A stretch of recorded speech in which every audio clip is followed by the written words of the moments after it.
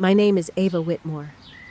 I'm 29 years old, and until that morning in my grandmother's library, I thought I understood who I was. The Whitmore estate stood quiet under a curtain of early mist, the kind that clings to stone and secrets. My grandmother, Lillian Whitmore, had been gone for just 4 days when my father dropped a truth bomb that shattered everything. "You're not my biological daughter," he said, his voice devoid of warmth. "You're not entitled to anything from this family." I blinked at him, the words not quite registering. We stood surrounded by shelves of history, the scent of old leather and dust heavy in the air. Her portrait hung above the fireplace, those sharp blue eyes watching everything, even this betrayal. What do you mean?" I asked, my throat tight. "You heard me." He didn't flinch. "Your mother lied. You're not a Whitmore, and you won't see a cent from her estate." I was stunned, like I'd been doused with freezing water. My mother, Sarah, had passed away when I was 19. We never talked much about her early years with my father, but I had no reason to question anything. Until now. "You're saying Mom cheated on you?" I managed to say. "I'm saying," he hissed, stepping closer, "you're not blood. And this family fortune is for blood only. The Whitmore fortune, hundreds of millions tied up in land, patents, stocks. My grandmother had controlled most of it with an iron grip, but she always said I'd be taken care of. I was her only granddaughter. Her favorite, people used to say. My father, Edward Whitmore, never liked that. He always treated me more like a guest than a daughter. Now I knew why, or thought I did. But the pieces didn't fit. Something felt off. "I want to see the will," I told him, trying to keep my voice steady. "It's being handled," he said curtly. "But don't get your hopes up. I've already spoken to the lawyers. You were named under false assumptions." "You mean lies?" I snapped. "Lies you're just now bringing up, after she's gone?" He didn't answer, just walked out of the room like the matter was closed. But it wasn't, because 3 days before she died, my grandmother had pulled me aside. Her voice had been weak, but her mind sharp as ever. "Ava," she said, gripping my hand with unexpected strength. "Don't let anyone tell you who you are. Blood isn't always what it seems." At the time, I thought it was philosophical. Now I realized it was a warning. That night, I called my Aunt Rachel, my mom's younger sister, who lived in Vermont. She hadn't been close to my father, but she adored Grandma Lillian and had always been honest with me. She picked up on the second ring. "Ava, I was just thinking of you. How are you holding up?" "I don't know," I said. "Dad just told me I'm not really his daughter." A pause. "He told you that?" she said quietly. "So it's true?" I whispered. Another pause. Then, "I think we need to talk, in person." I arrived in Vermont the next afternoon. The drive was quiet, too quiet, just my thoughts bouncing back and forth like a pinball machine. Aunt Rachel met me at the door with a tight hug and a mug of chamomile tea. We didn't waste time. "Ava," she said, sitting me down at her kitchen table. "I need you to know something I should have told you years ago." I braced myself. "Your mother and Edward were never in love. Their marriage was an arrangement, quick, practical. He was ambitious, and she was recovering." "Recovering from what?" I asked. Rachel looked pained. "From losing someone." She pulled a box from a cabinet and set it in front of me. Inside were old letters, photographs, a few dried roses pressed between pages. My eyes fell on a photo, my mother laughing, her arm wrapped around a man I didn't recognize. He had dark curly hair, kind eyes. Not Edward. "That's Peter," Rachel said. "Your mother's real love. They were engaged, Ava, but he died in a car accident 6 months before you were born." I stared at the photo. "So he's..." My father? She nodded. Edward knew. He proposed right after the funeral, claimed he could help her raise the baby, give her stability. Your mother agreed, but she never loved him, and he never saw you as his daughter. That explained so much. His coldness, his distance, his refusal to show any affection unless it was for public appearances. But why now? I asked. Why tell me all this after Grandma died? Because Lillian always protected you, she said. She knew the truth, and it didn't matter to her. She loved you. But now that she's gone, Edward sees his chance.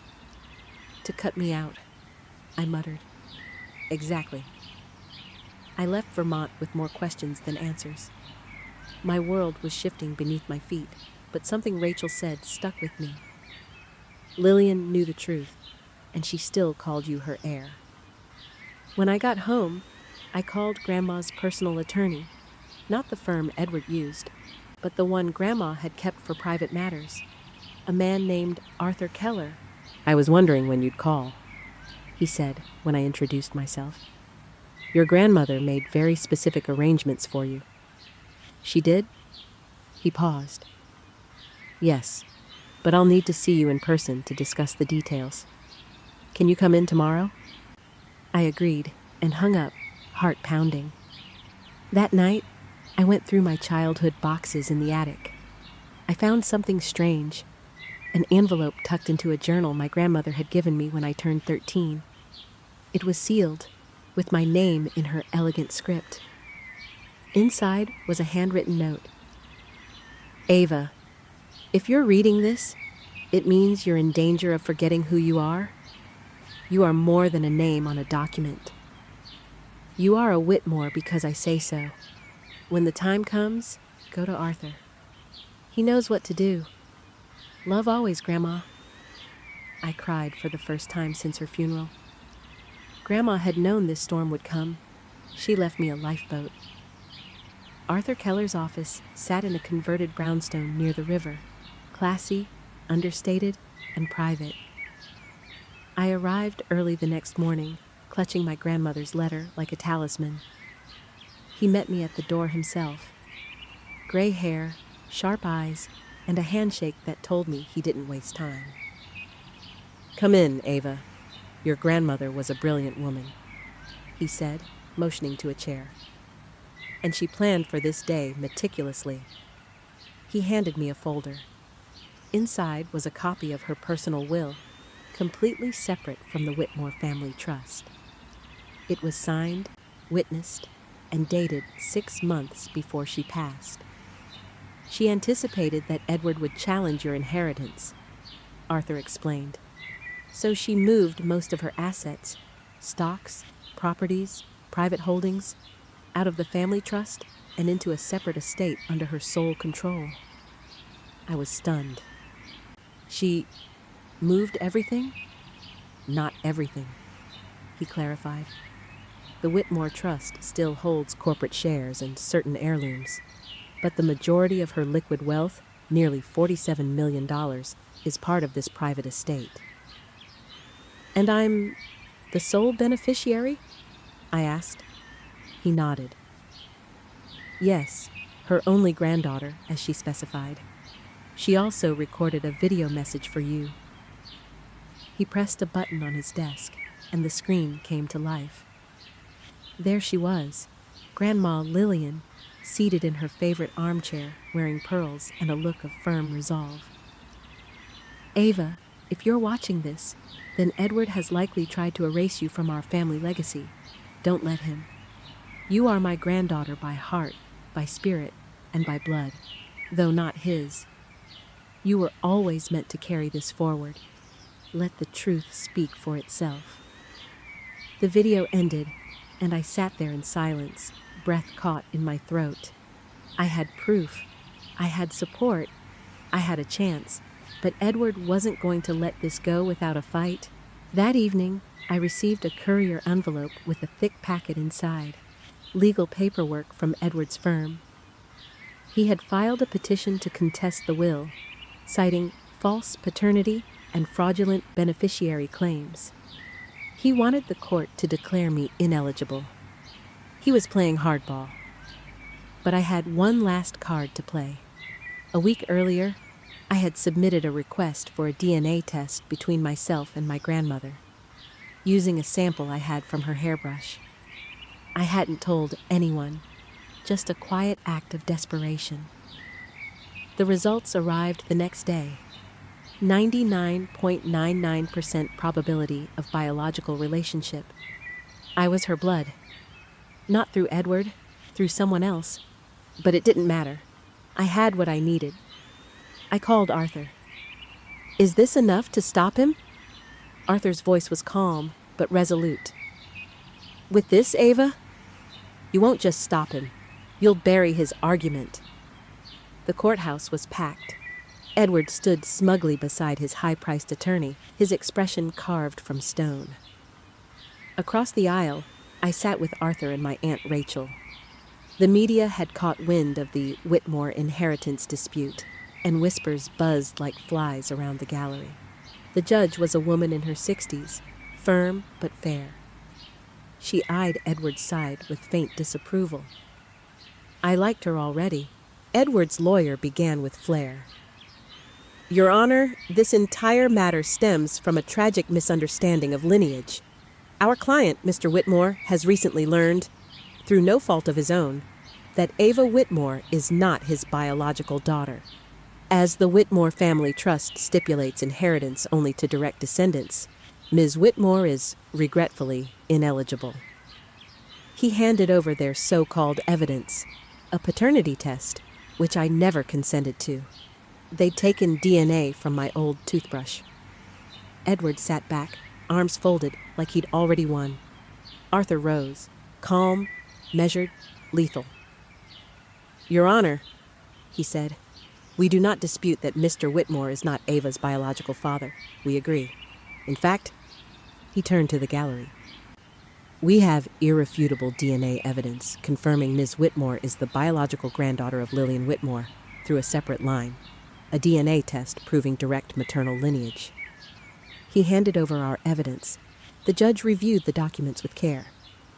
"But there's more," Arthur said. Now came the masterstroke. Ms. Whitmore's grandmother, anticipating such a dispute, placed the majority of her assets into a personal estate, separate from the Whitmore Trust. She named Ava Whitmore as sole beneficiary. We have video testimony and legal documentation to prove this.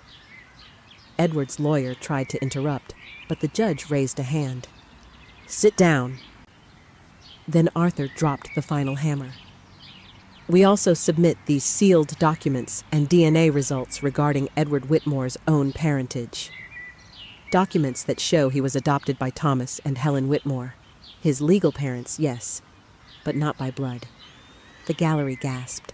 Even the judge looked up sharply. I stared at Edward, his face, gray, trembling. He hadn't known. Or maybe he had, but never thought it would surface. "You brought bloodline into this," I said softly, rising to my feet. "So, let's talk about blood," Arthur continued. "If the court is to apply strict bloodline rules, Mr. Whitmore himself would be ineligible for Whitmore trust funds. By his own argument, he has no standing." The silence was deafening. The judge leaned forward. "I believe I've heard enough." Her ruling was clear and swift. The court finds that Ava Whitmore is the biological granddaughter of Lillian Whitmore and the rightful beneficiary of her private estate. Further, this court sees no basis to remove Ms. Whitmore from any trust claims. Mr. Whitmore's challenge is dismissed, with prejudice. The gavel came down. It was over, but not for Edward. As we exited the courtroom, his lawyer peeled away. Edward stood alone, shoulders hunched. He didn't even look at me. He didn't need to. His entire plan had collapsed, not from my revenge, but from his own arrogance. He made blood a weapon, and it destroyed him. The media storm lasted 2 weeks. "Whitmore heiress vindicated," the headlines read. "Courtsides with granddaughter after shocking paternity twist." Everyone wanted an interview. I gave none. This wasn't about publicity. It was about peace. Edward disappeared from public view after the ruling. Word spread that he'd left the country. Something about a sabbatical in Spain. In reality, he'd been forced to step down from the Whitmore Foundation's board and was quietly removed from several high-profile ventures Grandma had once included him in. Funny how quickly people forget someone when their power evaporates. As for me, I didn't touch the money. Not at first. I moved back into my grandmother's estate, not to bask in wealth, but to feel close to her. Her library still smelled of lavender and old paper. Her garden still bloomed the same way every spring. I spent long mornings reading her journals, piecing together the woman I admired. She had always seen further than the rest of us. She knew Edward's darkness. She knew the truth about my birth. And yet, she chose to love me. Not because of blood, but in defiance of it. That, I realized, was her real legacy. A few months later, Arthur and I sat under the pergola in her backyard. The vines were creeping higher this year. Her roses bloomed early. "I'm thinking about starting a foundation," I said. Arthur raised an eyebrow. "For what?" "For people like me. People who get told they don't belong in their own family. People who are written off because of a technicality or a secret or someone else's fear." He nodded. "Lillian would be proud." I smiled. "I know." The Whitmore name had always been associated with power, patents, and prestige. But I was building something else. Something quieter, but stronger. I used a portion of my inheritance to fund scholarships for girls studying history, my passion. Another chunk went to support legal aid for inheritance disputes. I named it the Lillian Trust. Edward tried once, months later, to reach out through an intermediary. He wanted clarity, possibly reconciliation. I declined, not out of bitterness, but because I'd learned that some bridges aren't meant to be rebuilt. Some are better left in ashes. My real family wasn't defined by DNA or contracts or who shared my last name. It was Rachel who told me the truth. It was Arthur who stood by me in court. It was the quiet strength I found in my grandmother's handwriting and the warmth of her voice in that last video. And one day, it might be the family I build, one that lives by the values Grandma taught me. Not power, not wealth, but integrity, love, truth. When people ask me what happened, how I ended up with a fortune, a name, and a story people still whisper about, I just smile. "My father once told me I wasn't really his daughter," I say. Turns out, that was the best gift he ever gave me.